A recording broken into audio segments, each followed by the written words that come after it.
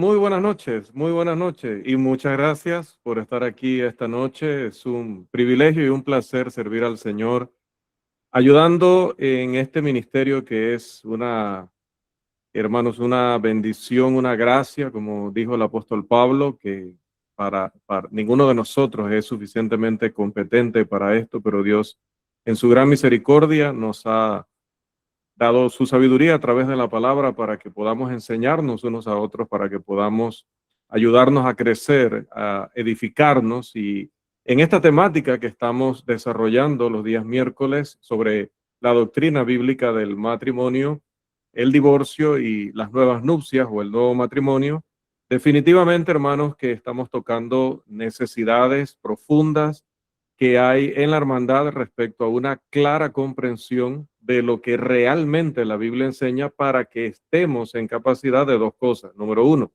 de poder hacer las cosas bien en nuestra vida personal y en nuestra familia, cómo guiar a nuestras familias adecuadamente respecto a este tema tan importante. Y número dos, que también estemos preparados para identificar en el camino cuando un hermano que consideramos un hermano que está bien, que es un buen maestro, está desviándose de la fe. Ese es el propósito, que podamos comprenderlo bien primero para aplicarlo a nuestras vidas y familias, y segundo, que estemos tan claros en esto, hagamos todas las preguntas necesarias, prestemos mucha atención, estemos en reverencia porque es la palabra de Dios, para que podamos también estar tan claros que inmediatamente al degustar cualquier cosa que no vaya en la línea de la verdad, sepamos identificar y de esa manera no nos engañen, hermanos, si no caigamos en la categoría que menciona el apóstol Pablo en Romanos 16, 17 y 18, que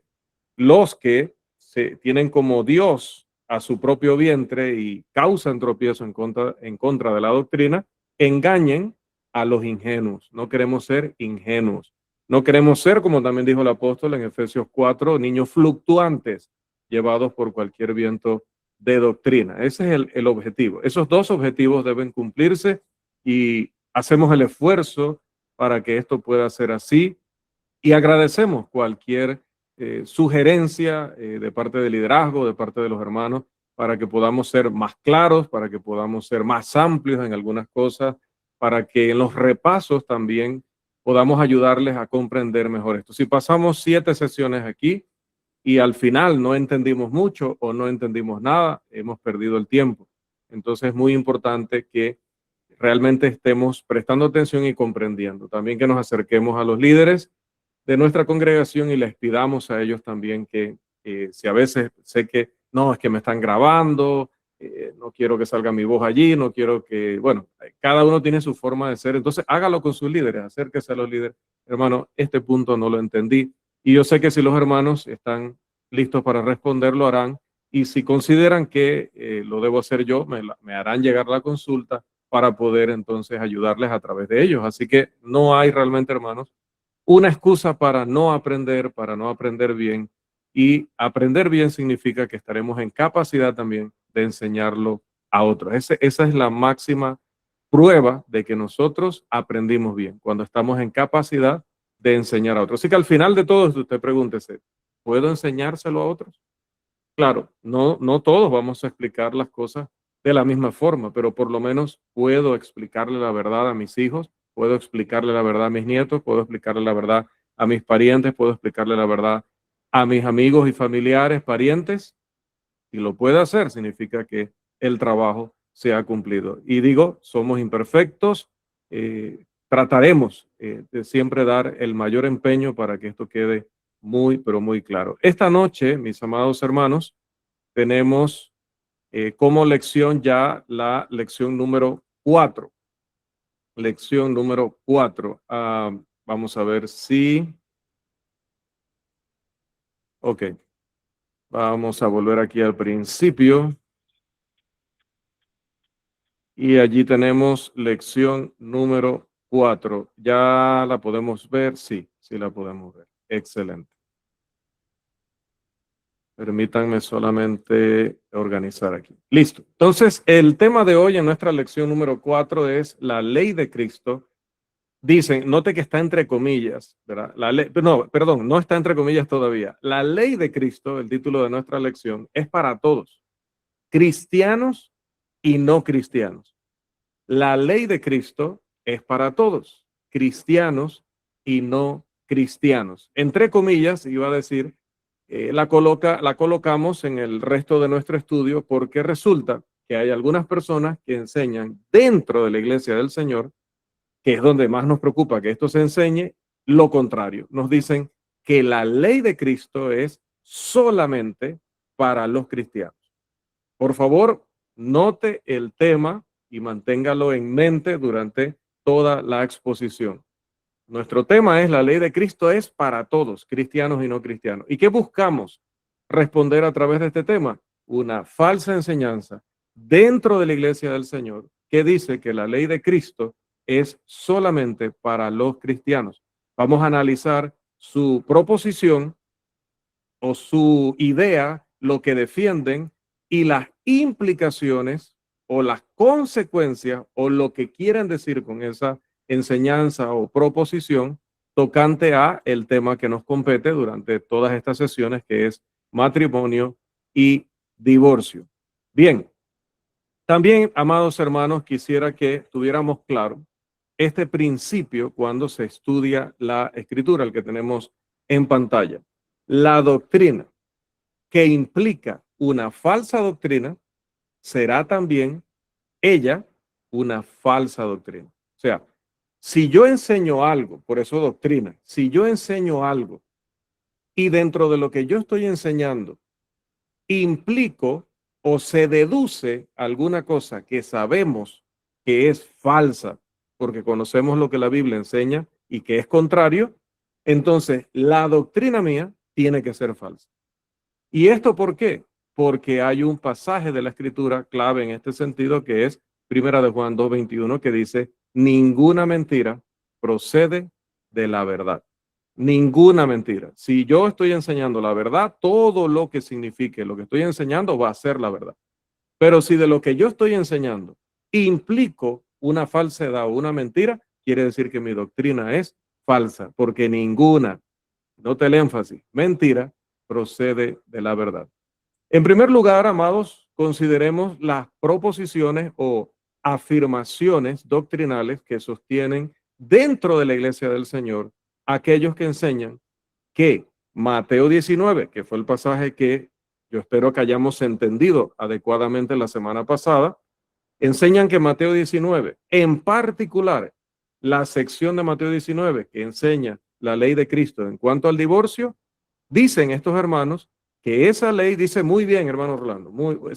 Con esto no me refiero a que alguien me escribió después de la clase, ¿no? Sino que esto es algo que se nota, como les dije el otro día, en canales de YouTube, que la hermandad en México, en Panamá, en Latinoamérica, a veces sigue, porque mira, hermano, mira, ahí dice Iglesia de Cristo, tengan mucho cuidado con eso, porque, hermano, el nombre Iglesia de Cristo no garantiza que las personas que se identifican afiliados a la Iglesia de Cristo estén enseñando la verdad.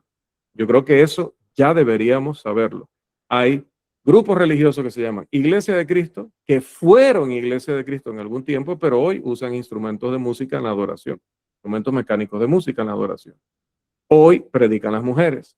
Hoy en esos grupos se enseña cosas respecto a matrimonio y divorcio que no son bíblicas. Entonces puede decir Iglesia de Cristo, pero tengan mucho cuidado.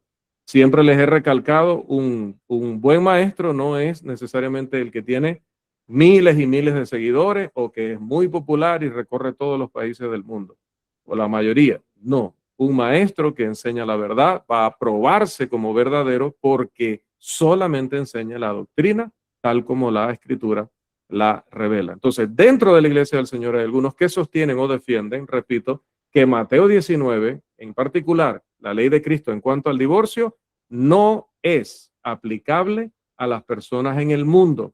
¿Por qué dicen? Porque ellos no están bajo el nuevo pacto.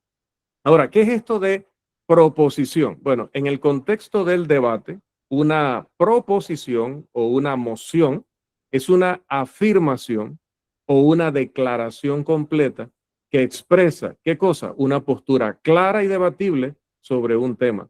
y que sirve como el eje central de la discusión. Es decir, dígame usted qué es lo que usted cree. Dígamelo en una sola frase, que sea muy directa, muy específica. Entonces, eso es una proposición.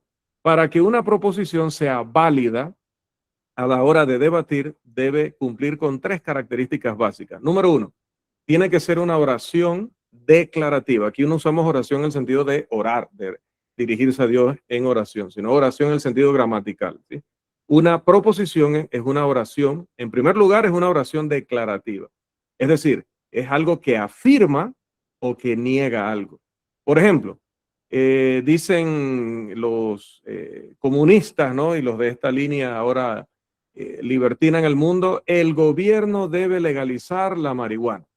¿Sí? O sea, dicen, recuerda, estoy diciendo que lo dicen ellos, este tipo de personas, eso es una proposición, eso es lo que ellos creen, eso es lo que ellos defienden, eso es lo que ellos van a argumentar a favor de ellos. Entonces, una proposición nunca es una pregunta o una orden o una exclamación, es una afirmación bastante corta, concisa, directa sobre lo que la persona cree y lo que la persona va a defender. En segundo lugar, esa expresión o esa frase va a admitir dos posturas. Esa es la segunda característica. O sea, que lo que se dice, el gobierno debe legalizar la marihuana, es una frase que se puede defender, o sea, estar a favor, o se puede atacar, es decir, estar en contra. Y ambos lados están obligados a tratar de defender con lógica y con evidencia. Uno lo va a lograr y el otro no, porque obviamente la verdad y la mentira no pueden ganar las dos en el mismo punto, en los mismos aspectos. Si es una verdad incuestionable o es un hecho comprobado, por ejemplo, el agua hierve a 100 grados centígrados, no sirve para debatir porque esa es una verdad autoevidente. Nadie puede demostrar lo contrario a eso. Tiene que ser una frase que solo con usted verla, hay que argumentarla, hay que ver de qué se trata lo que cada uno cree, no algo tan evidente como esto de el agua hierve a 100 grados centígrados. En tercer lugar, una proposición tiene que ser una expresión precisa y delimitada, es decir, define claramente el sujeto, en este caso está hablando de los inconversos o las personas que están en el mundo, la acción, es decir, no están bajo la ley de Cristo y el contexto. La ley de Cristo específicamente, dicen ellos, del matrimonio. Bien, y esto es para evitar confusión o ambigüedad. Tiene que la persona decir claramente, esto es lo que yo creo. Por ejemplo, alguien dice, en esta cámara o esta cámara, por ejemplo, en el gobierno también cree que se debe prohibir el plástico de un solo uso para 2030. Entonces, allí está absolutamente claro y delimitado el tema. No es una cosa que no se sabe de qué va a hablar. Realmente está todo muy conciso y muy directo y claro. En resumen, la proposición es la afirmación que se va a poner a prueba para ver si es verdadera o es falsa. El gobierno debe declarar legal la marihuana. Algunos lo van a defender, otros van a atacar esa proposición. Veremos entonces quién logra pasar la prueba. El equipo a favor intenta demostrar que su proposición es conveniente o verdadera y el equipo en contra intenta demostrar que es perjudicial o que es falsa. Todo el debate gira en torno a demostrar por qué se debe aceptar o por qué se debe rechazar esa declaración inicial. Entre muchas otras proposiciones, los hermanos que dicen, volvemos a repetir, que la ley de Cristo es solamente para los cristianos, ellos van a enseñar respecto a ese tema algunas cosas que son verdaderas y algunas cosas que son falsas.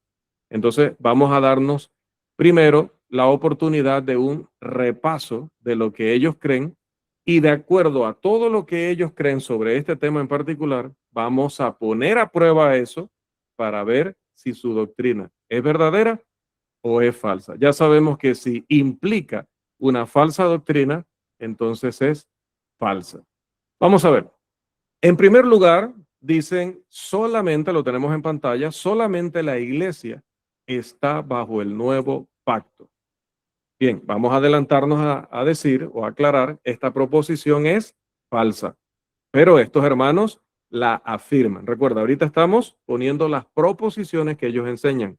No todo lo que ellos enseñan es falso. Como lo decía, lo que decía sobre allí, hay grupos que se identifican como Iglesia de Cristo, pero enseñan que el instrumento mecánico de música está bien en la adoración, que es libertad de usarlo. Eso es falso.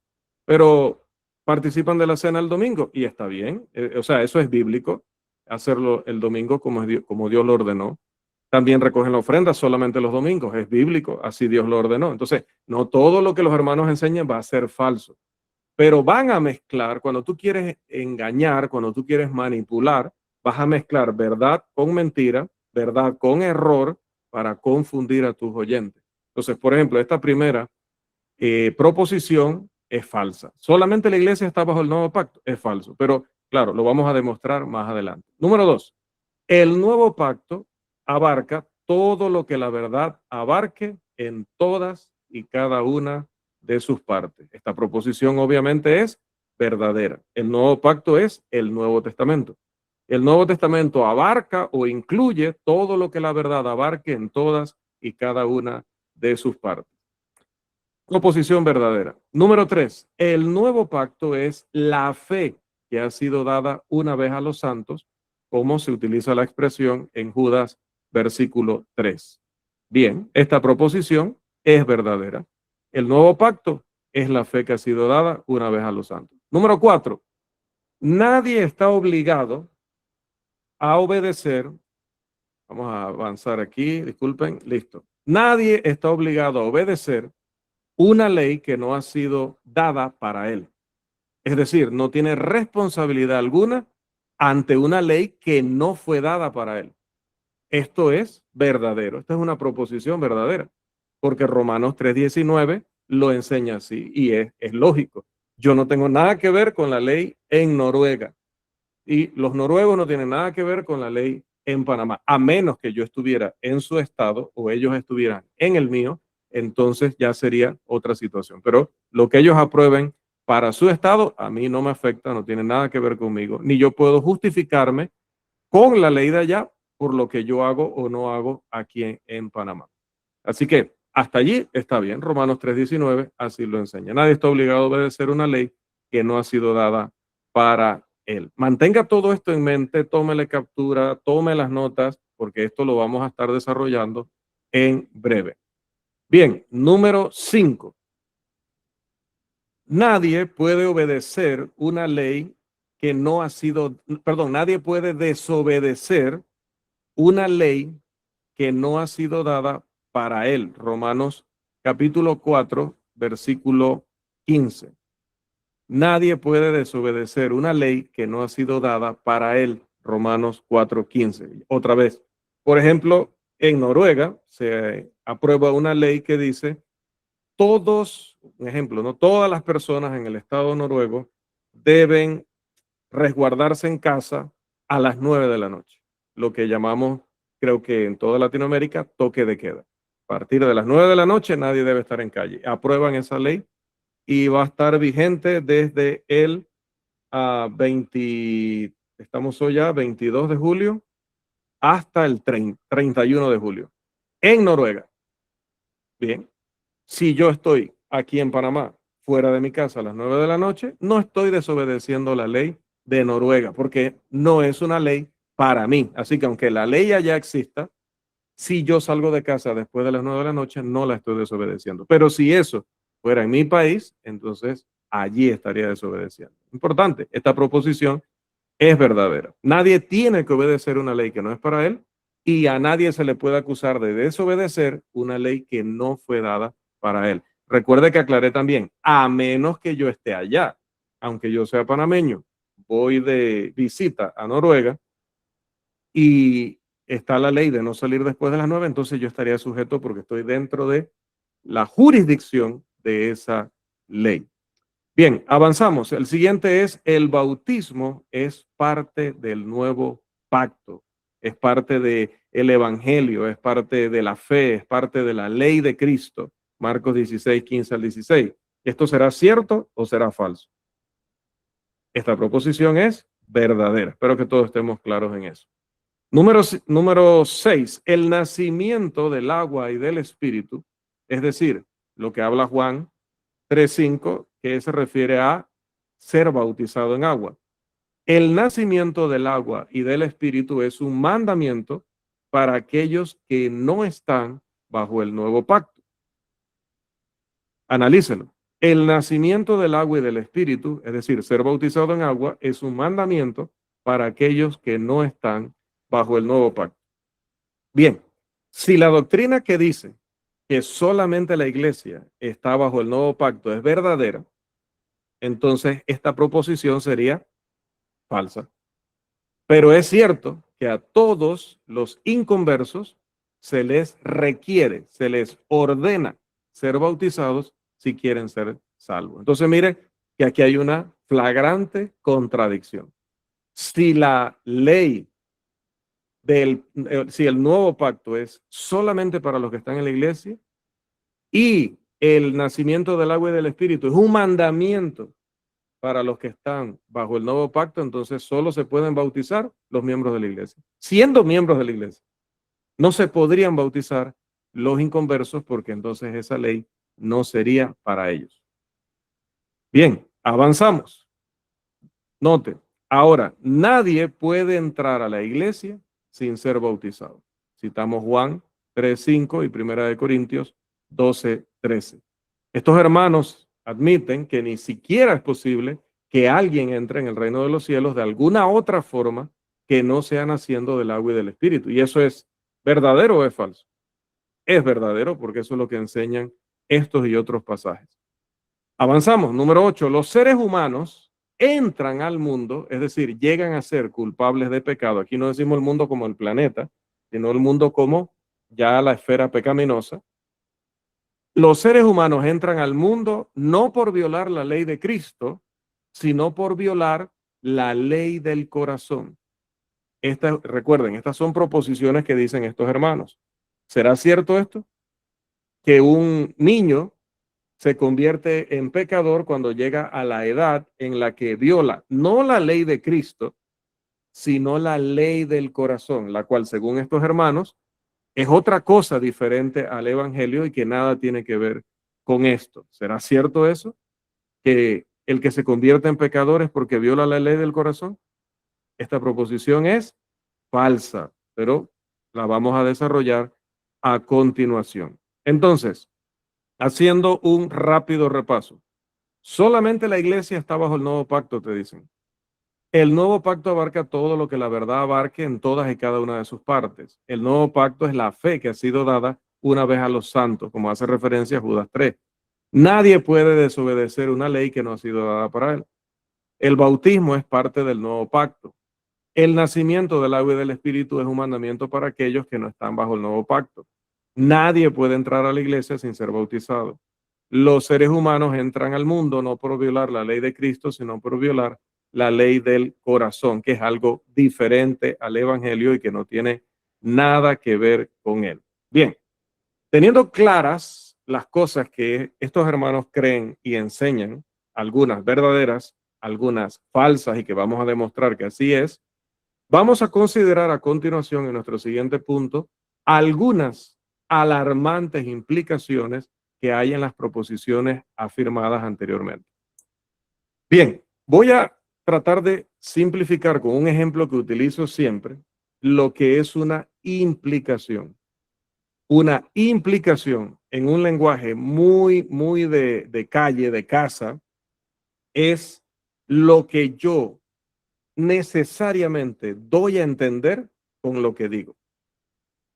Algunas personas utilizan hoy una expresión de, no, yo soy culpable de lo que dije, no de lo que usted entendió. Y eso es para quitarse responsabilidad, pero en realidad habría que analizar qué dijeron, porque no es solamente lo que uno dice, sino lo que se deduce de lo que uno dice necesariamente, porque no dejas otra opción que esa deducción. Y eso se llama implicación. Y voy a dar el ejemplo este de siempre. Si yo digo, y aquí voy a pedir que participe alguno de vosotros, por favor. Si yo digo, número uno, yo nunca me baño con un jabón que no sea marca Reyes. Voy a pedir prestado el apellido de nuestro hermano. Afirmación número 1. Yo nunca me baño con un jabón que no sea marca Reyes. Afirmación número 2 relacionada con la primera. Tengo 3 meses de no tener, o llevo 3 meses de no tener jabón marca Reyes. ¿Cuál sería la conclusión? Ojalá una hermana pueda darnos esta conclusión, por favor. Si mi afirmación número 1 es, nunca me baño con un jabón que no sea marca Reyes. Y mi segunda afirmación más específica es, llevo 3 meses, o llevo 3 meses de no tener jabón marca Reyes. ¿Cuál sería la conclusión, mis amadas hermanas? Una hermana, por favor.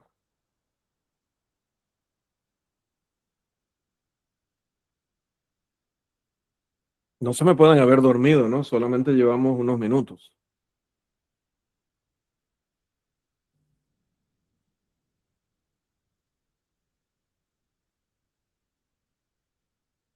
A ver. Una hermana, si nunca me baño con un jabón que no sea marca Reyes y 2, tengo 3 meses de que en mi casa no hay ese jabón, ¿cuál es la conclusión? O un hermano, porque el tiempo, hermanos, anda a caballo y nosotros a pie. Así que alguien que pueda participar. Sí, que no se ha bañado, lo que está implicando. ¿En qué tiempo? En el presente. Ajá, pero en las mismas afirmaciones dice el tiempo. Bueno, no recuerdo exactamente, pero el tiempo que no ha tenido el jabón. 3 meses, correcto. El tiempo que no he tenido el jabón. Muchas gracias, hermano. Entonces, yo puedo salir con esa justificación de, no, yo soy el responsable de lo que dije, no de lo que el hermano acaba de decir. Hermano, yo no dije directamente, tengo 3 meses de no bañarme, ¿cierto? No lo dije, eso se llama explícitamente.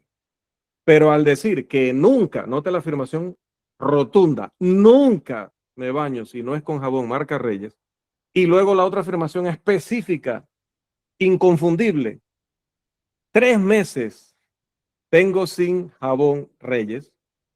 Hermanos, la implicación, la deducción necesaria, la inferencia también se llama, es que en 3 meses no me he bañado. No lo dije directamente, pero lo impliqué. Bueno, eso es lo que pasa con lo que los hermanos están afirmando. Cuando uno los acusa de estas conclusiones falsas, te dice, no, hermano, yo no he dicho eso. Sí, sí lo has dicho, porque cuando tú afirmas alguna cosa, te tienes que hacer responsable no solo de lo que dices directamente, sino de lo que implicas, de lo que está necesariamente involucrado en lo que dijiste. Entonces vamos a ver estas proposiciones, por favor. Bien, miren, vamos a utilizar un lenguaje que es un formato lógico, pero que he tratado de colocarlo aquí de la manera más sencilla posible, haciendo a veces algunos énfasis con el subrayado para que sea todavía más comprensible. Bien, cuando usted vea las letras A, B, C, D, F, etcétera, son afirmaciones, afirmaciones. Y luego de esas afirmaciones van a venir deducciones o implicaciones.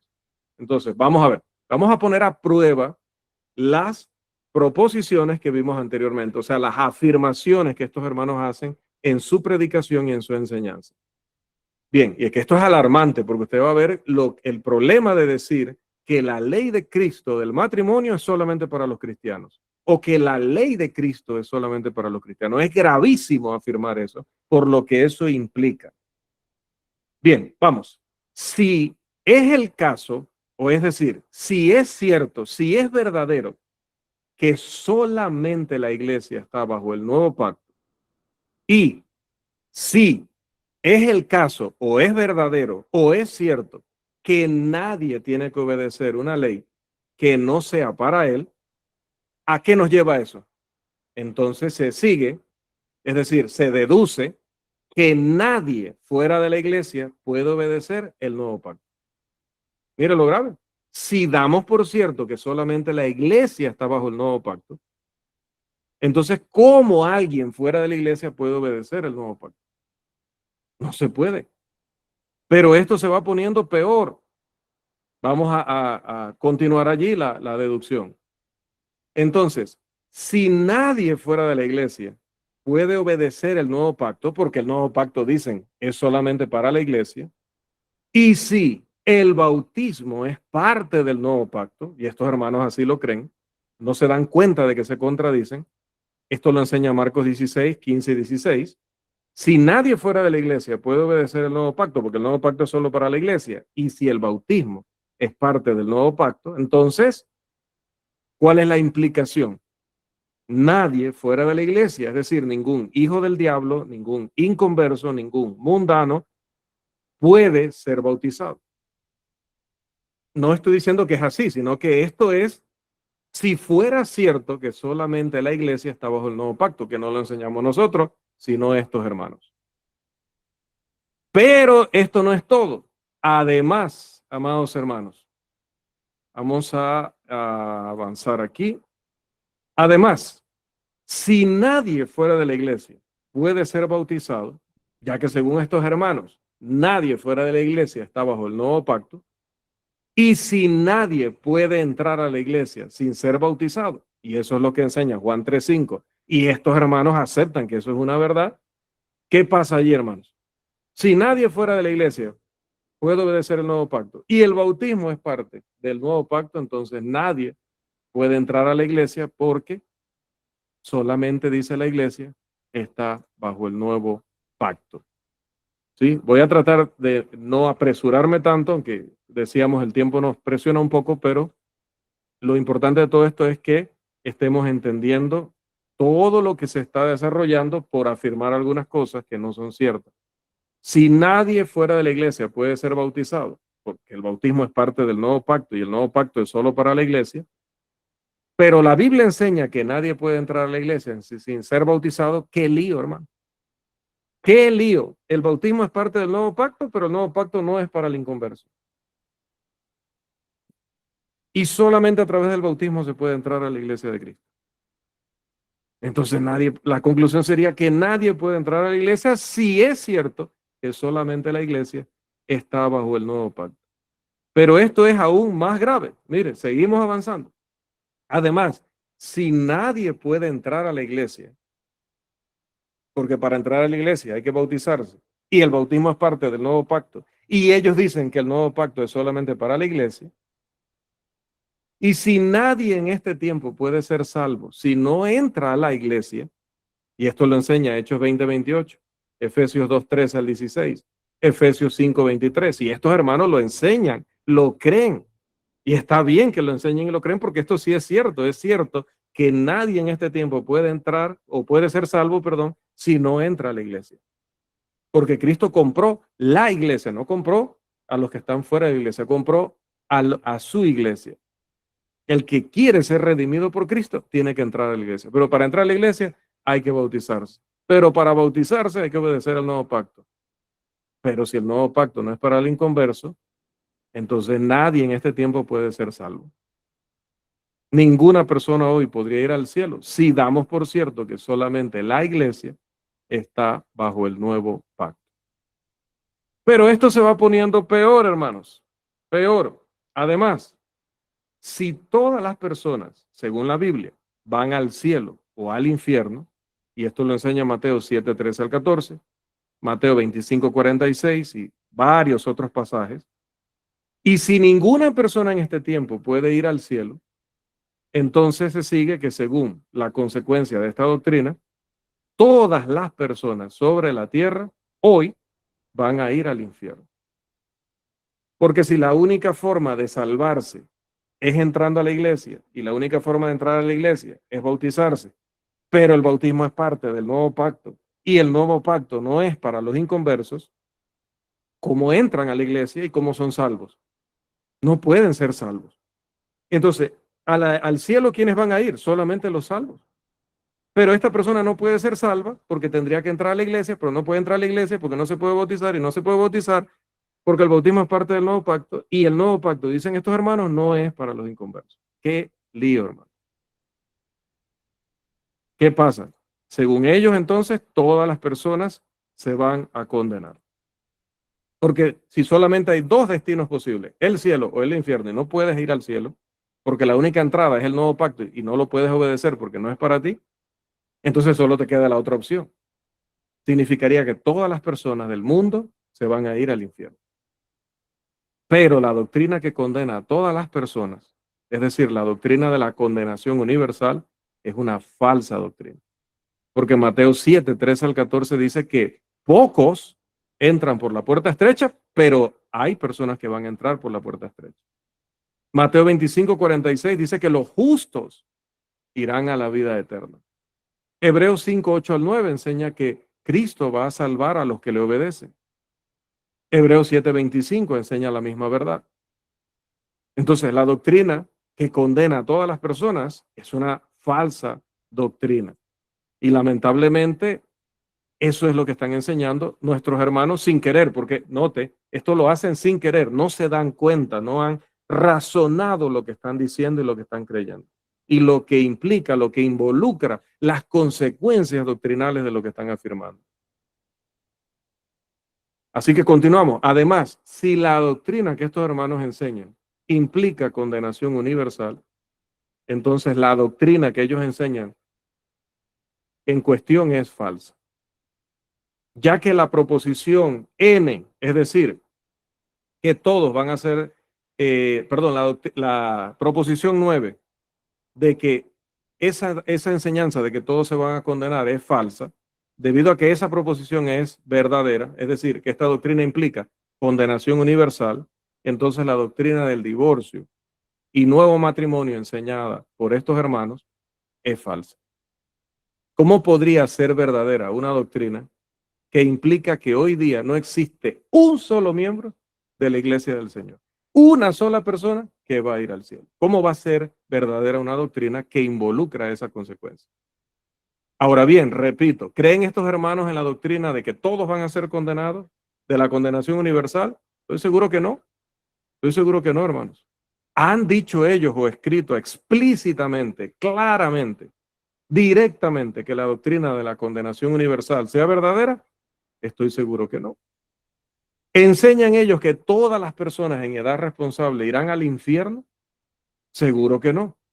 Pero también estoy seguro, hermanos, de haber demostrado que ellos implícitamente enseñan que todas las personas en edad responsable irán al infierno. Es decir, enseñan la doctrina de la condenación universal de todas las personas en edad responsable.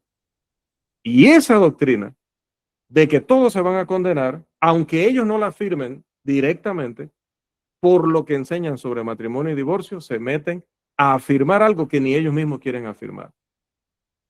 Esa doctrina de que todos se van a condenar niega el corazón y el alma del evangelio de Cristo. ¿Para qué predicamos el evangelio si todos se van a condenar? ¿Qué hacemos nosotros en la iglesia? ¿Qué hacemos aquí estudiando? Usted soportándome aquí durante una hora, hora y media, si todos nos vamos a condenar. Entonces quizás puede alguien preguntar, hermano, entonces, bueno, Rolando, ¿por qué ellos no rechazan esa proposición de que el nuevo pacto es solo para los cristianos? Porque enfrentarían un dilema. Un dilema es cuando solo te quedan dos opciones, de las cuales las dos te van a meter en problemas. Entonces no quieres ninguna, pero no puedes simplemente decir no quiero ninguna. Si ellos niegan, si ellos dejan de afirmar que el nuevo pacto es solo para los cristianos, enfrentarían un dilema. Porque ellos deben, en primer lugar, por un lado, abandonar su permisiva y antibíblica doctrina del divorcio y segundo matrimonio, o abandonar su antibíblica doctrina que solamente la iglesia está bajo el nuevo pacto. Si ellos abandonan, es decir, admiten que es falsa la proposición y admiten la verdad de que todas las personas en edad responsable están bajo el nuevo pacto, entonces estarían admitiendo que su doctrina del divorcio y nuevas nupcias o nuevo matrimonio es falsa. Este es el caso porque su doctrina del divorcio y segundas nupcias depende de la falsa doctrina de que solamente la iglesia está bajo el nuevo pacto. De otra manera, nunca habrían afirmado una doctrina tan ridícula, pero tan seguro como que por lo menos una persona perdida puede ser salva. Hoy, la doctrina de estos hermanos, que la iglesia es la única que está bajo el nuevo pacto, es falsa. Es más, el oyente, tanto los que están en vivo en este momento como los que luego verán este video, a los que les voy a pedir, hermanos, que siempre cuando vean el video en YouTube, en la cuenta de YouTube, por favor denle me gusta. Por favor, comente abajo. Diga, soy el hermano tal o la hermana tal. Saludos, hermanos, desde tal lugar. Tanto nos complace mucho ver cuántos hermanos están visitando el canal de YouTube, como también el darle me gusta y comentar hace que la red, que YouTube, le sugiera el video también a personas fuera de la iglesia del Señor para que también a ellos les llegue la enseñanza. Así que muy agradecido por todos los que comparten el video. Siempre le doy la dirección al hermano Miguel para que la envíe a la iglesia, para que la iglesia, por favor, comparta en sus redes sociales, comparta con sus amigos, pero también, por favor, dele me gusta, pero también, por favor, escriba abajo y si no está suscrito al canal, puede suscribirse porque también enseñamos allí sobre muchos temas bíblicos que seguramente pueden ser de ayuda y edificación. Bien, cerrando esta necesaria promoción, voy a recordar el oyente o el estudiante esta noche y el que luego pueda ver estos videos puede observar cuidadosamente que si la doctrina de estos hermanos es verdadera, de que solamente la iglesia está bajo el nuevo pacto, no hay una persona, no hay una sola persona a la que Mateo 19 pueda ser aplicado. ¿Qué les parece el gran problema en el que ellos se han metido? Si el nuevo pacto es solamente para la iglesia, pero nadie puede ser parte de la iglesia, porque para ser parte de la iglesia habría que bautizarse. Y antes de bautizarse, todos somos inconversos. Entonces el nuevo pacto no es para nosotros, el bautismo no es para nosotros, entonces no nos podemos bautizar, entonces no podemos entrar a la iglesia. Entonces no existiría la iglesia. Y como no existiría la iglesia, y Mateo 19 es para la iglesia, entonces nadie podría obedecer Mateo 19:9. No podría ser aplicado a nadie. Y ya que este es el caso, estos hermanos debieran preguntarse a sí mismos, ¿por qué el Espíritu Santo guió a Mateo a escribir o registrar Mateo 19:9 como parte del nuevo pacto si nadie lo iba a poder obedecer? Aún más, a la luz de lo expuesto anteriormente, debieran preguntarse que si solamente la iglesia está bajo el nuevo pacto y no hay un solo miembro de la iglesia hoy día, porque eso es lo que implica, aunque ellos no lo digan así, pero lo implican, entonces, ¿por qué el Señor dejó un nuevo pacto? Imagínense, ¿para qué dejó un nuevo pacto si nadie puede entrar al nuevo pacto? Porque el nuevo pacto no es para los que no están adentro y no se puede entrar a algo que el único medio es el bautismo, pero el bautismo es del nuevo pacto. O es que el bautismo de Cristo es del antiguo pacto. O de una tercera ley o una cuarta ley. No, es una barbaridad lo que estos hermanos están implicando sin darse cuenta.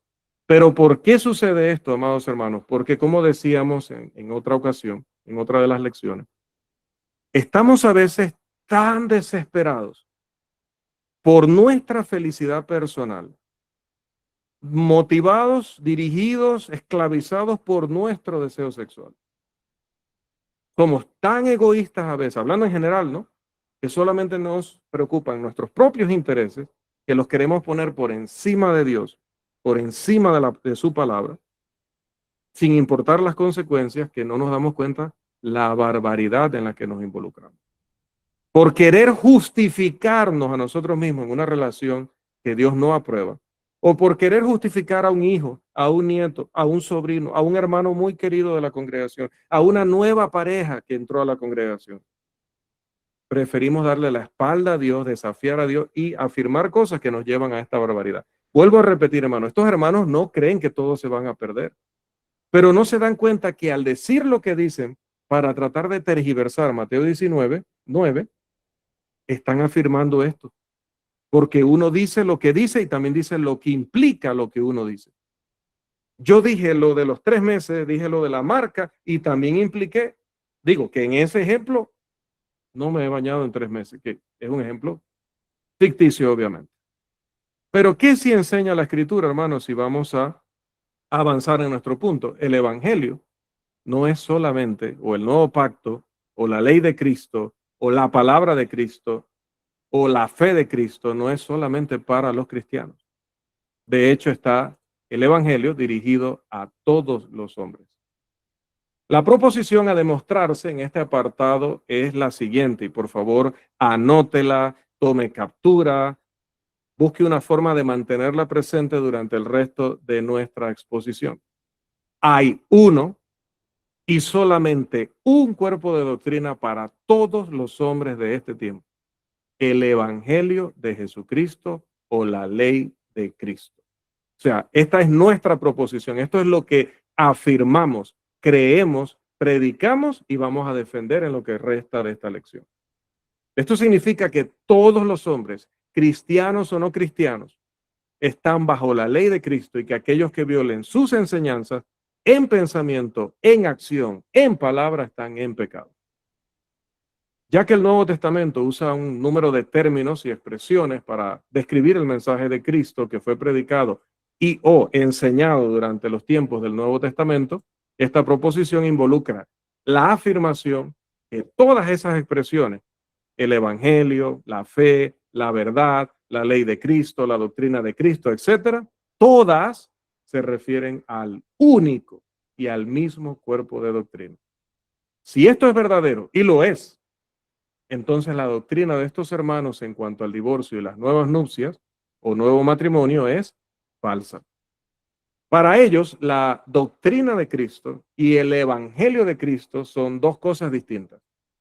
Y a veces nosotros, por no estudiar adecuadamente, hacemos ese tipo de afirmación. Decimos, vamos allá a predicarles el evangelio al mundo, ¿verdad? Y está muy bien, es cierto, hay que predicar el evangelio al mundo, como lo veremos a continuación. Pero a veces no utilizamos ese lenguaje para hablar de los cristianos, cuando es totalmente bíblico decir, el hermano predicó el evangelio a la iglesia. Se debe predicar a ambos, porque el evangelio es para todos los hombres. Y lo vamos a ver a través de unos textos bíblicos a continuación.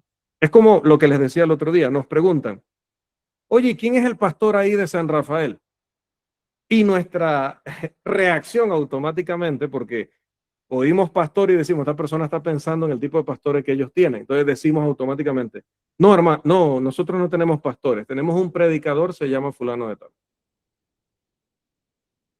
Y decimos, la iglesia de Cristo no tiene pastores.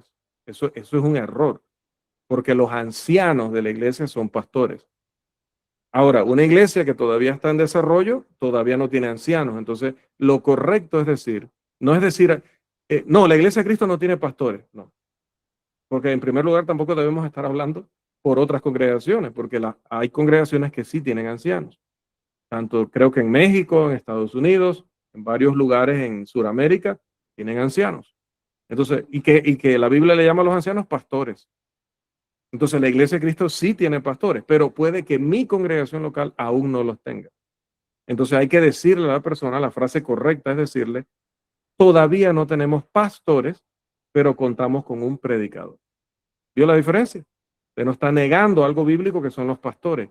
Los pastores son los ancianos. Obispo, no, la iglesia de Cristo no tiene obispo. Sí tiene, son los ancianos. La Biblia le llama de esas tres formas: ancianos, pastores, obispos. Bueno, no haga que el uso inadecuado que los religiosos hacen de esos términos hagan que usted o abandone el término. Hay hermanos que no quieren usar la palabra aleluya cuando cantan. No, aleluya es de allá de los evangélicos, de los pentecostales. No, aleluya es de la Biblia. Sea que ellos lo usen o lo usen más que nosotros, o lo usen mal o como sea, aleluya es de la Biblia. Se use lo que la Biblia dice. El que habla, hable conforme a las palabras de Dios. 1 Pedro 4:11. Entonces, lo mismo pasa en este caso. Nosotros a veces inconscientemente queremos hacer unas distinciones que no son correctas. Decimos, vamos a ir a predicar el evangelio allá y cuando ya los bautizamos le enseñamos la doctrina.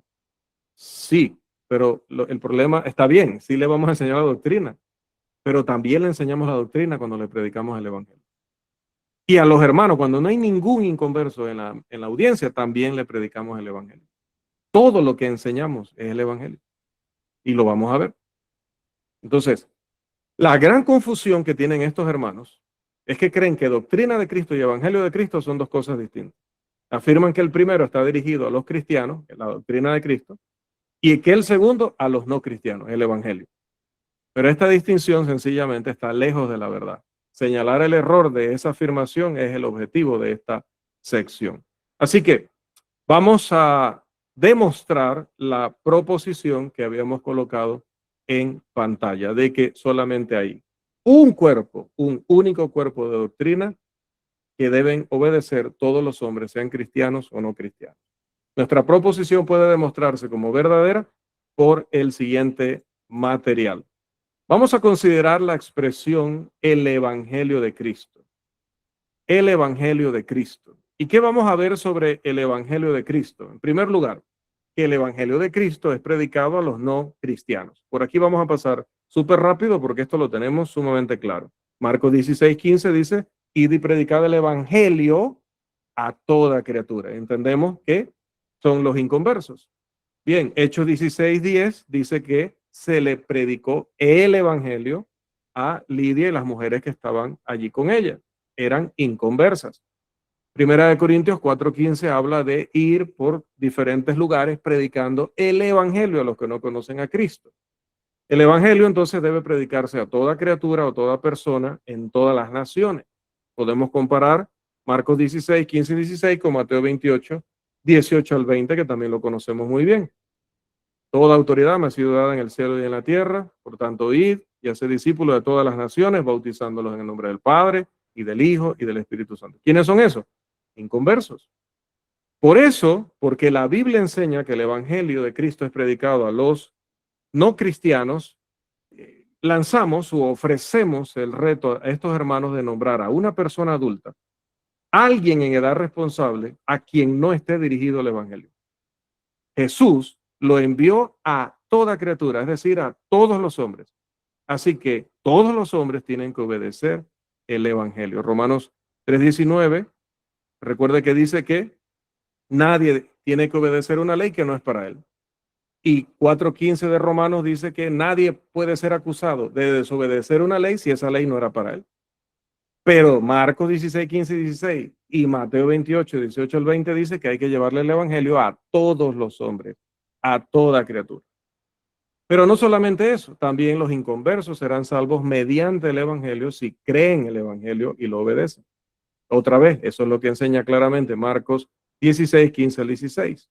También un texto como Hechos 14:21, como segunda de Tesalonicenses 2:14 o Romanos 1:15 al 17, que los tenemos allí todos en pantalla. Jesús dejó claro que todos los inconversos que crean y obedezcan el Evangelio serán salvos. Marcos 16:15 y 16. Pablo dejó claro que los hombres son llamados para salvación, para ser parte del cuerpo de Cristo, para ser hijos de Dios, ¿cómo? Mediante el Evangelio. Segunda de Tesalonicenses 2:14. Por lo tanto, ofrecemos el reto a nuestros hermanos que enseñan error acerca del divorcio y las segundas nupcias, de nombrar por lo menos un inconverso, persona adulta y en edad de tomar decisiones, vivo hoy, que no sería salvo si creyera y obedeciera el Evangelio. Ellos no pueden cumplir este desafío, este reto, pues Jesús enseñó que sí serían salvos si creen y obedecen el Evangelio. Marcos 16:15. ¿Y sabe qué? Dios no miente. Hebreos 6:18. Todos los que vengan a Él en fe y obediencia al Evangelio se salvarán. Juan capítulo 6, versículo 37. Pero además, en tercer lugar, los inconversos se perderán si rechazan el Evangelio. Eso es lo que enseña segunda de Tesalonicenses 1:7 al 9. Quisiera pedir en esta oportunidad que alguien nos comparta esta lectura, por favor. Hoy no tengo todas las citas para presentarlas en pantalla, entonces les voy a rogar que estén atentos a, sí está la cita, ¿no? Pero no está el contenido, para que busquemos en nuestras Biblias. Si usted es hábil, puede hacerlo en el teléfono mientras que está conectado. Nos ayuden también con algunas lecturas. En este caso, segunda de Tesalonicenses 1:7 al 9, por favor. ¿Alguien?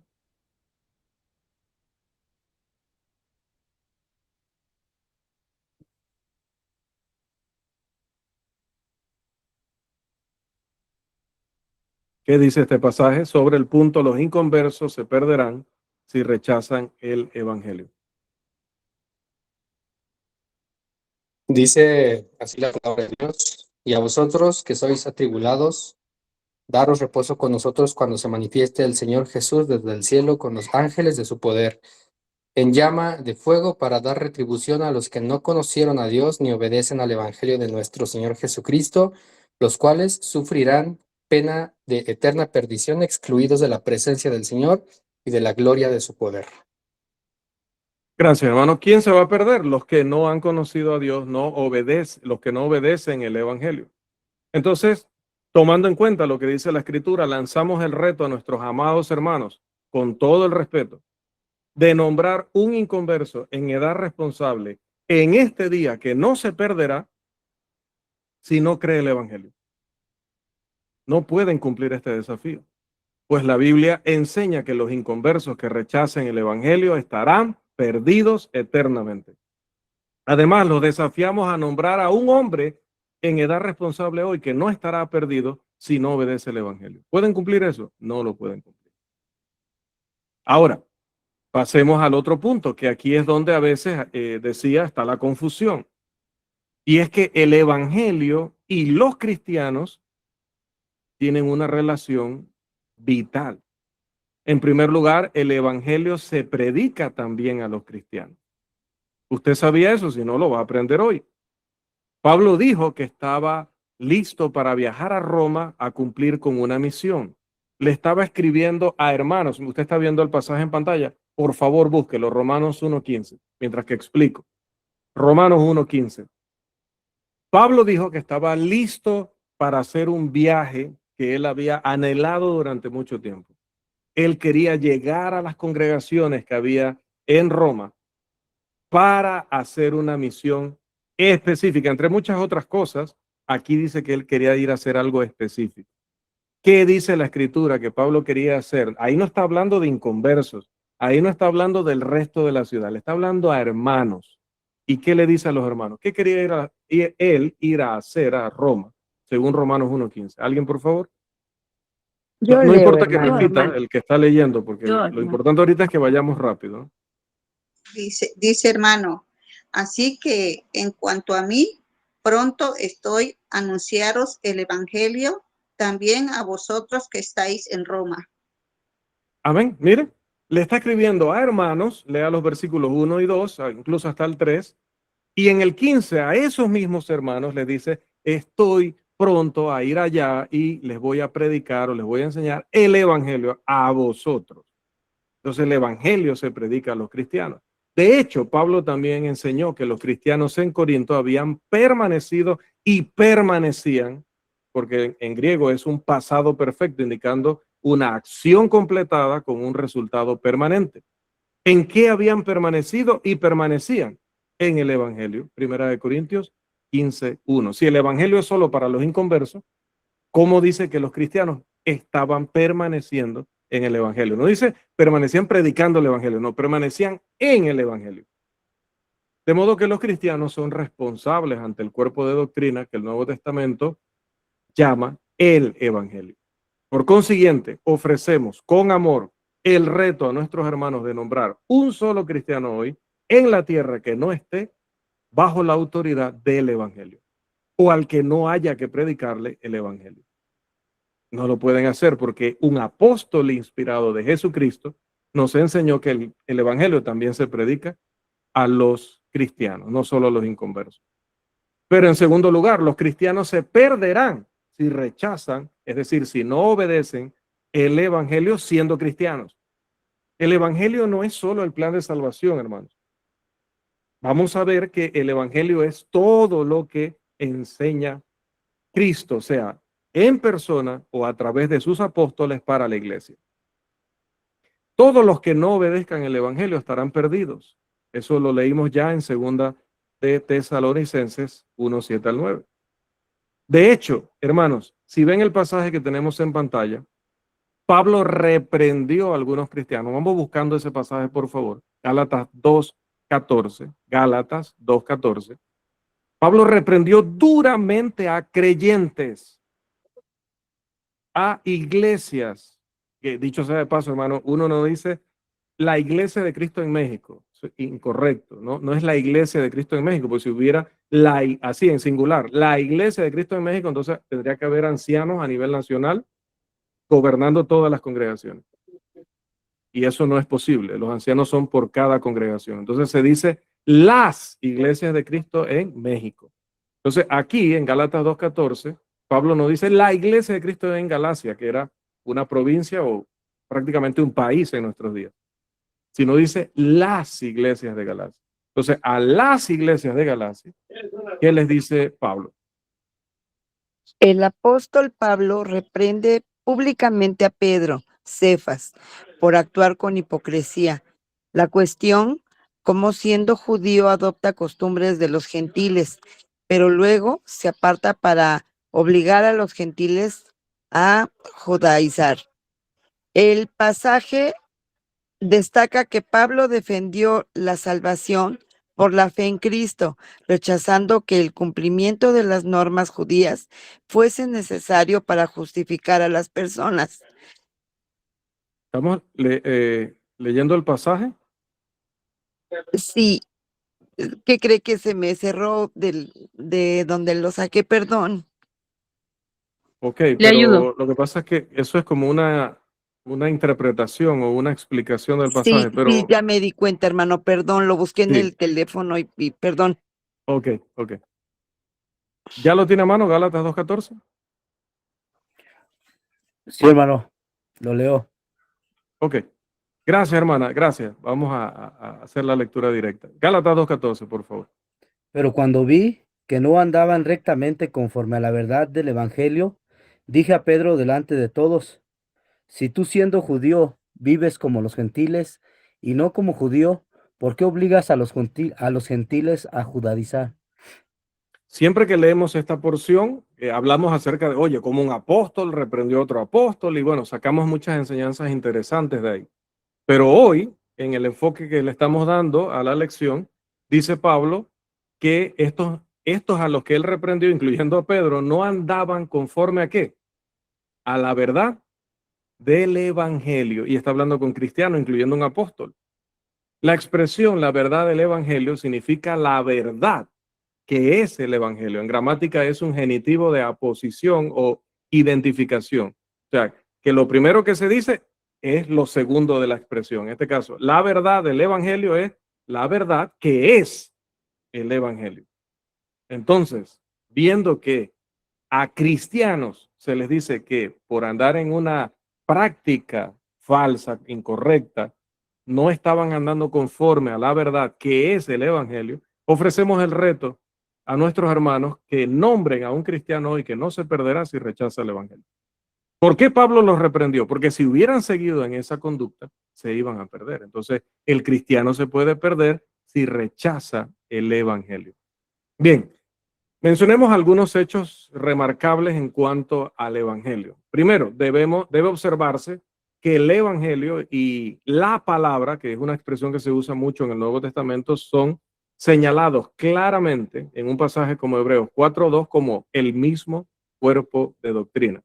Además, la palabra y el evangelio son vistos como el mismo cuerpo de doctrina al comparar Marcos 16:15, que dice, predica el evangelio, con Hechos 8:4, donde dice que todos los que habían sido esparcidos iban predicando ¿qué? La palabra. Pero si había que predicar a toda criatura el evangelio, y en Hechos 8:4 los hermanos están predicando la palabra, entonces la palabra y el evangelio es lo mismo. Pasa lo mismo con Hechos 13:5 y 7. Primero dice que Pablo estaba predicando la palabra y luego dice el evangelio. Es lo mismo. Bien, en Hechos 14:21 al 22, en Hechos 14:21 al 22 también se aclara que evangelio y fe son uno y el mismo cuerpo de doctrina. Usted puede anotar estos pasajes que no los vamos a leer en este momento, son muchos y nos consumiría mucho tiempo. Hechos 14:21 al 22 dice que evangelio y fe es lo mismo. También en Primera de Timoteo 1:10 al 11, Primera de Timoteo 1:10 al 11, Pablo deja claro que la sana doctrina y el glorioso evangelio del Dios bendito son uno y el mismo cuerpo de doctrina. Compáralo con lo que sabemos y leímos de Mateo 28, 18 al 20. Otro pasaje en Colosenses 1:5. Pablo deja claro que la palabra, Colosenses 1:5, la palabra, la verdad y el evangelio son todos uno y el mismo cuerpo de doctrina. Estoy pasando rápido, pero recuerden que luego tendremos el material para revisar todo esto. En este pasaje, de Colosenses, la expresión de la verdad es el genitivo otra vez de identificación, es decir, la palabra que es la verdad. La palabra de verdad es la palabra que es la verdad. Además, la expresión el evangelio también es genitivo de identificación en ese pasaje, haciendo que la expresión completa sea la palabra que es el evangelio o la palabra que es la verdad y la verdad que es el evangelio. Así que, ya que dos cosas que son iguales a otra también son iguales entre sí, y ya que la verdad es igual tanto a la palabra como al evangelio, ¿qué se deduce? ¿Qué se concluye? Que la palabra y el evangelio son iguales la una a la otra, es decir, son uno y el mismo cuerpo de doctrina. Además, en Hechos 14, 21 al 22 se deja muy claro que la fe y el evangelio son uno y el mismo cuerpo. Además, ya que los hombres obedecen el evangelio para ser salvos, Marcos 16, y ya que los inconversos fueron obedientes a la fe al hacerse cristianos, es claro que el evangelio y la fe son uno y el mismo cuerpo de doctrina. De ese mismo pasaje, Hechos 6, 7, también es claro que la palabra es uno y el mismo cuerpo que la fe. De modo que la palabra y el evangelio son uno y el mismo cuerpo de doctrina. Pero consideremos la otra expresión, la doctrina de Cristo. ¿Y qué podemos decir o qué dice la Biblia acerca de la doctrina de Cristo y los inconversos? Vamos en el mismo orden que llevamos el tema del evangelio. Un elemento crucial en el esfuerzo de estos hermanos que estamos considerando en esta clase para probar su doctrina del divorcio y nuevas nupcias es su interpretación errónea de Mateo 28, 18 al 20.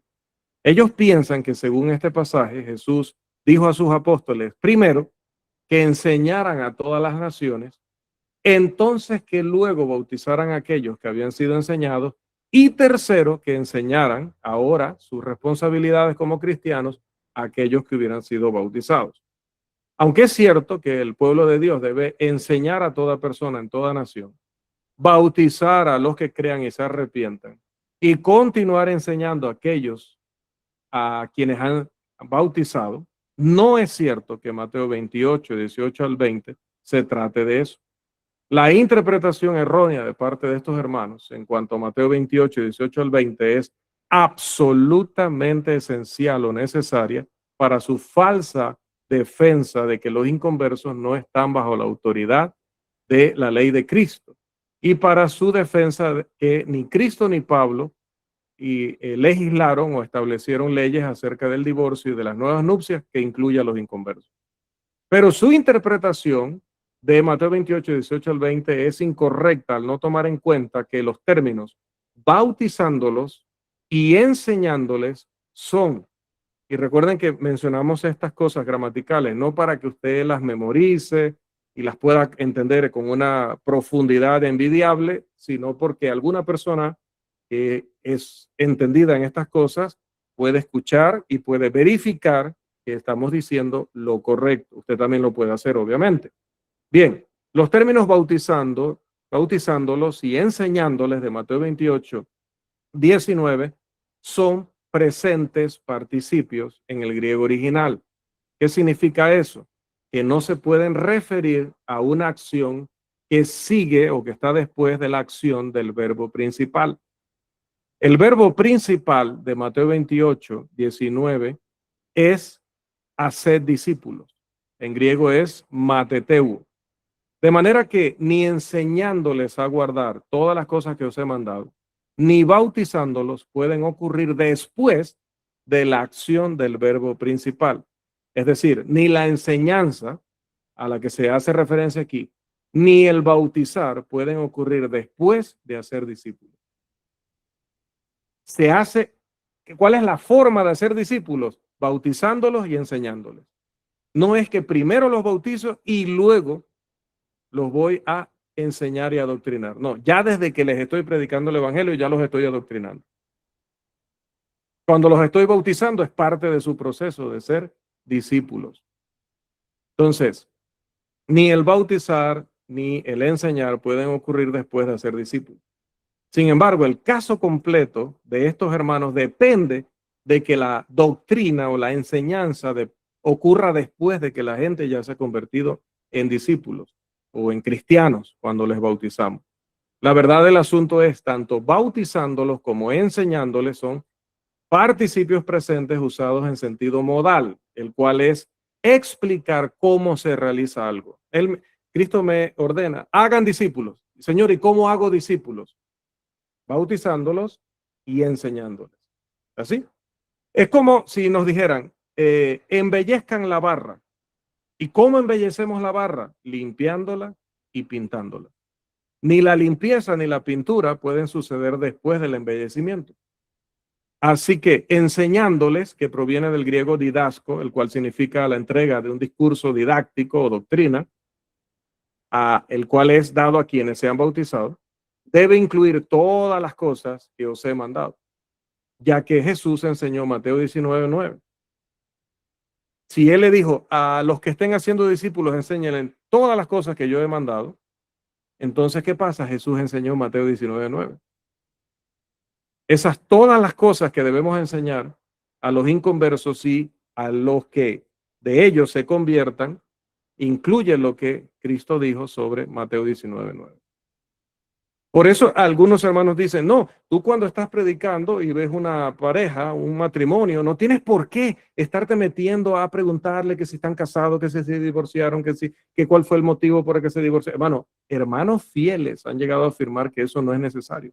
¿Cómo no va a ser necesario si el mismo Cristo está diciendo, enseñándoles todas las cosas que he mandado?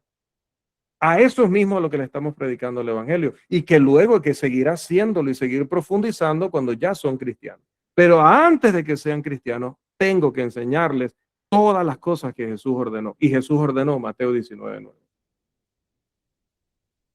Debemos enseñar a inconversos, incluido lo que Jesús dijo en Mateo 19:9, el cual afirman estos hermanos, no sé de dónde sacaron eso, que ese pasaje solo está dirigido a los cristianos que están casados con cristianos y de ningún modo a los inconversos. El caso de estos hermanos cae en este preciso punto terriblemente. Observe, debe quedar claro que Jesús está diciendo a sus apóstoles que hagan ver a la gente que ellos son responsables ante sus enseñanzas. No que le enseñen todas y cada una de las palabras del evangelio antes de ser bautizado, definitivamente es imposible. Pero si yo estoy predicando a una persona y veo que tiene imágenes que adora, ¿cuál es mi deber?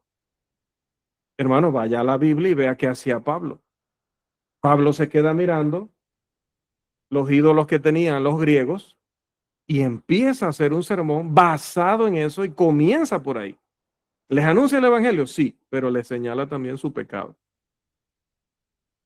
Entonces, ciertamente somos mandados a enseñar el evangelio, pero nos han metido ese chip en la cabeza de alguna forma es el plan de salvación solamente. No es el plan de salvación solamente.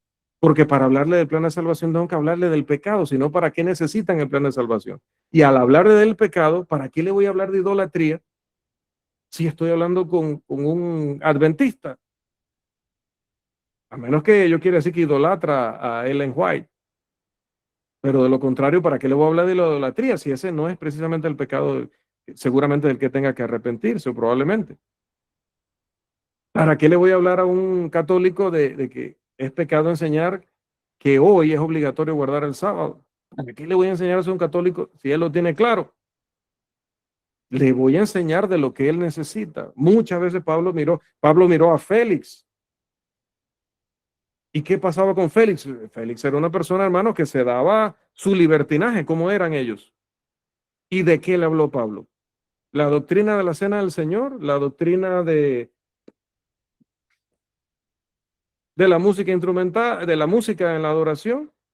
No, le habló de dominio propio, le habló de justicia, le habló del juicio venidero. Se predica el evangelio, pero el evangelio incluye más que el plan de salvación. Hay que enseñarle a la persona que está en pecado. Para eso hay que decirle específicamente de qué se trata el pecado. Y Pablo vio idolatría, habló de idolatría. Entonces yo estoy totalmente autorizado y obligado por Jesús, en este pasaje de Mateo 28, 18 al 20, a señalar a la persona si su pecado es adulterio porque está en un matrimonio que no es correcto. Aunque se puede profundizar más en este pasaje, lo dicho aquí, debe ser suficiente para demostrar que la doctrina debe ser enseñada también a los inconversos. Al negar este punto, nuestros hermanos se colocan a sí mismos como falsos maestros, pues no podrán nunca sustentar su caso en cuanto a que evangelio y doctrina sean cosas diferentes en la Escritura. Hermanos, el tiempo ha vencido.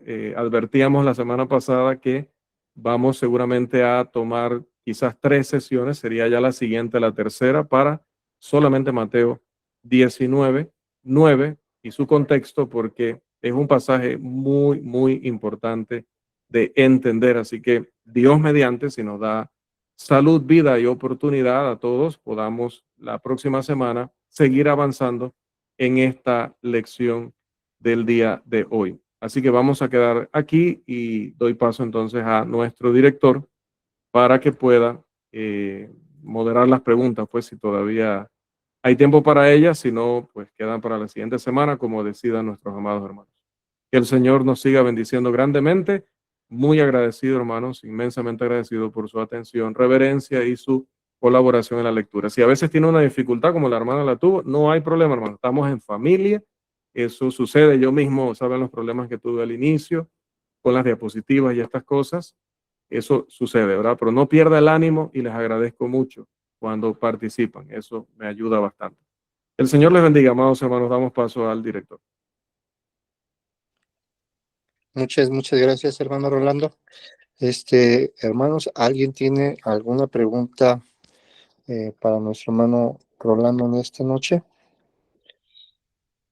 ¿Alguien tiene alguna pregunta? Sabemos que estuvo un poquito ahí con las proposiciones, pero adelante, hermanos, con sus preguntas. Acuérdense que eso tanto le ayuda a usted como nos ayuda a nosotros como cuerpo de Cristo, de la iglesia, a nutrirnos todos espiritualmente. Adelante, hermana Laura. Buenas noches, hermano Rolando. Buenas noches, hermanos. Hermano, es importante lo que usted dijo porque en algunas ocasiones yo he querido compartir la palabra y estando con otra persona que también sabe del evangelio, me dijo, no, eres muy agresiva, tú agarras a las personas a bibliazos, pero no es que agarre a las personas a bibliazos, hermano. Lo que pasa es que sí les hablo de retirar los ídolos de su casa, porque pues sabemos que eso no está permitido. Y pues sí debaten, me dicen, no, tú háblales del evangelio, pero no les digas que si quitan o no sus ídolos. Y ahorita que usted lo está afirmando, pues sí es importante hablar de eso. No puede uno callarse porque la Biblia lo dice. Amén. Muchas gracias, hermana, por su aporte y es correcto. O sea, lo que sí es cierto, hermana, es que, por ejemplo, el apóstol Pablo en este pasaje no empieza diciendo, ustedes son unos perversos, qué maldad, qué asco lo que ustedes están haciendo. O sea, definitivamente, hermana, que no lo vamos a hacer de esa manera, ¿no? Le vamos a decir a la persona, mire, esa imagen que usted tiene ahí, eso no sirve para nada y usted está haciendo el ridículo al adorar eso. Que es cierto lo que acabo de decir, realmente, la imagen no sirve para nada y hacen el ridículo cargando eso y teniéndolo allí y postrándose ante ellos, etcétera, ¿no? Es cierto, pero no se lo vamos a decir de esa manera. Note cómo Pablo abordó el asunto. Pablo, hay un punto medio entre no decirles nada sobre sus pecados específicos y él decírselo de una manera que no preparemos el corazón para el mensaje del plan de salvación. Hay que tratar de evitar los dos extremos. ¿Cuál sería el punto medio? Le menciono estas cosas, pero lo hago con sabiduría. Entonces, mire cómo Pablo inicia su discurso. Dice, veo que en todos sois muy religiosos. Veo que allá al final tienen un altar al Dios no conocido. A ese les vengo a anunciar. Entonces, dice la Escritura que al escuchar esto, estas personas, oye, ese Dios que nosotros no sabíamos ni cómo se llama, pero le hicimos un altar ahí para no ofenderlo, este hombre nos va a explicar cómo se llama, cuál es su mensaje, qué tenemos que hacer para cumplir su voluntad, y se acercaron. Claro, obviamente en lo que él les va predicando y les va enseñando la verdad, pues al final a muchos no les gustó, pero note que él lo hizo con mucha sabiduría. No los, en el momento no los ofendió, no fue, sí, ofensivo, insultante, despectivo con la persona, sino que más bien alabó lo bueno y aprovechó la coyuntura para predicar el evangelio. Entonces, muchas veces vemos situaciones y no vamos a decir, miren, ustedes están en una inmoralidad rampante en este segundo matrimonio. La verdad es que esto es algo vergonzoso y bochornoso, porque, hermano, si comenzamos así, no vamos a llegar nunca al plan de salvación, porque esa persona nos va a echar de la casa, se va a enojar y ya no va a estar escuchando atentamente la palabra. Entonces, sí hay que señalar el pecado, hermano, porque es que de eso se tienen que arrepentir. ¿Cómo los voy a meter al agua sin que ellos tengan claro que se tienen que arrepentir de estas cosas? Pero solo es que debemos hacerlo con mucha inteligencia que el Señor nos ha dado, mucha sabiduría que el Señor nos ha dado, para siempre ponernos en el lugar de la persona. Él está engañado, sinceramente engañado, pero está buscando a Dios. Yo cuando me encuentro muchas veces alguien me dice, no, gracias, porque me imagino que allá pasa mucho más. Yo creo que en México son más católicos que en Panamá. Y cuando les vamos a predicar a ellos, no me vengan a decir nada, yo soy católico. Y Sí, yo siempre les digo, no, pero no se preocupe. ¿Usted cree en la Biblia como la palabra de Dios? Sí, sí, por supuesto. ¿Y usted cree en el Padre, el Hijo y el Espíritu Santo? Sí, por supuesto. ¿Y usted cree que Jesucristo vino y murió por nuestros pecados, pero fue resucitado y está a la diestra de Dios en las alturas? Sí, claro. ¿Y usted cree que nosotros somos pecadores? Sí, sí, también, claro. Mire, de eso es que le vengo a hablar. No le vengo a enseñar nada que usted mismo no vea en la escritura. Entonces, en esa expresión, no le vengo a enseñar nada que no vea en la escritura. Obviamente él no sabe o ella no sabe que en eso de ver lo que dice la escritura, bueno, no vamos a coincidir en algunas cosas, pero ya preparé el terreno para que la persona me escuche atentamente. Y así la es. mayoría baja la guardia, la mayoría. Así es. Hermano, de verdad trato de ser lo más sutil. Jamás yo agredo a nadie. Trato de mencionarlo porque sí, pues, si me han invitado a su casa y veo, pues, obviamente que están llenos de imágenes y todo, sí les comento, mira, y voy a la cita. Y pero como iba con otra persona, me dijo: "No, mejor no menciones nada, no digas". Y dije: "Bueno, pues entonces mejor no", pero ahorita que lo escucho, sutilmente, pues hay que mencionarlo, porque la Biblia lo dice. Amén. Amén. Pero muy Sí, amable, hermano, gracias, buenas amén. noches. Gracias, doctora hermana. Y recuerde, cuando Pablo empieza su sermón, la gente estaba gustosa escuchando. Pero ¿qué pasó? Dice luego cuando empieza a hablar de la resurrección, ay, mira este palabrero, o sea, este charlatán, y se van. Eso puede pasar, que cuando ya entremos a la parte, no les guste y se vayan. Ahora, ¿por eso Pablo no predicó? Sí predicó. ¿Por eso no les señaló su pecado? Sí lo hizo. Entonces, a veces los hermanos, no, tengo miedo que entonces se va a enojarse. Bueno, no se va a enojar porque yo le ofendí. No se va a enojar porque yo fui agresivo. Ya si se enoja es porque no quiere para nada la verdad y eso ya no sería mi culpa, es culpa de él. Fracaso no es mío, fracaso es de él. Pero lo mencionaba, hermana, en general es porque sí hay hermanos que se pasan. Sí hay hermanos que lo hacen imprudentemente.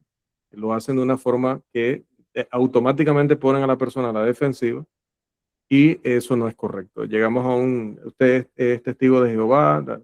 Ah, sí. Ah, ustedes son los que no creen que Jesucristo es Dios. Miren, vamos a debatir eso automáticamente aquí, porque usted está terriblemente equivocado. Sí, sí, sí, es cierto. Es cierto que está terriblemente equivocado, pero esa no es la entrada. Pablo no entró así. Entonces, como siempre en todo lo que hablamos, es Biblia, Biblia. Yo no estoy citando ningún manual de evangelismo que yo haya escrito u otro hermano. No, el manual es la Biblia misma. ¿Pablo señaló pecados específicos? Sí. ¿Pero cómo lo hizo? Sabiamente. Entonces, es un mensaje para todos, como este video luego lo ven cientos de personas, para la gloria de Dios, que quede claro pues que sí, a veces hermanos jóvenes, sobre todo cuando están recién graduados de una escuela de predicación, muchas veces quieren como ir a demostrar que son muy intelectuales, que saben mucho y que la otra persona es una total ignorante.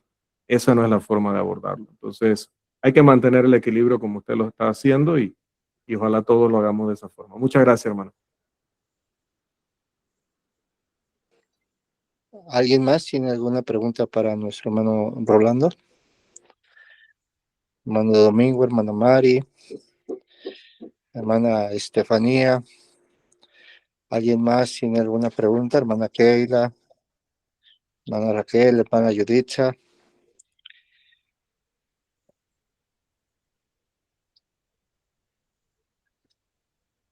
De mi parte no, hermano. Dios les bendiga. Me quedó todo muy claro.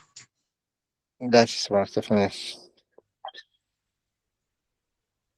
Bueno, si no es así, que haya alguien más con alguna pregunta,